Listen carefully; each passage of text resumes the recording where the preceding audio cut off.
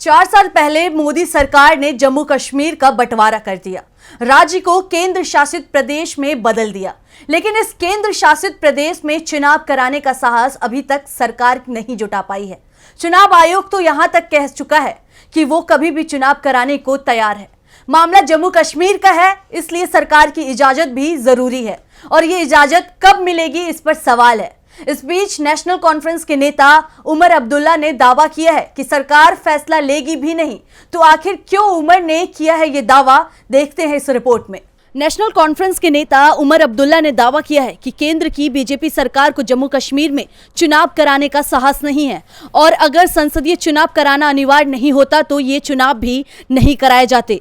अब्दुल्ला ने कहा कि मोदी सरकार ने सुप्रीम कोर्ट में कहा कि शहरी स्थानीय निकायों और पंचायतों के चुनाव होंगे, लेकिन इस बारे में अभी तक कोई सूचना नहीं है। लद्दाख स्वायत्त पहाड़ी विकास परिषद कारगिल चुनावों के जो परिणाम आए हैं, अगर जम्मू कश्मीर में चुनाव होंगे तो परिणाम वैसे ही आएंगे, क्योंकि दोनों ही जगह एक जैसी चुनौतियां हैं। उमर ने कहा कि आखिरी बार जम्मू कश्मीर विधानसभा चुनाव 2014 में हुए थे। हम 5 साल से राज्यपाल शासन के अधीन हैं। साल 2019 के बाद कई जरूरी सुधारों के दावे किए गए हैं। अगर ऐसा है तो चुनाव में देरी क्यों? अब्दुल्ला ने दावा किया है कि मतदाताओं का सामना करने को लेकर के डर के कारण मोदी सरकार चुनाव नहीं कराना चाहती है और पीएम मोदी सार्वजनिक रूप से दिखाते हैं कि उनमें आत्मविश्वास है, लेकिन उनके नेताओं में स्पष्ट रूप से हार का डर बना हुआ है। अब्दुल्ला ने आगे कहा कि पीएम मोदी लोगों का सामना करने से कतराते हैं। संसदीय चुनाव से पहले कोई पंचायत, ब्लॉक विकास परिषद,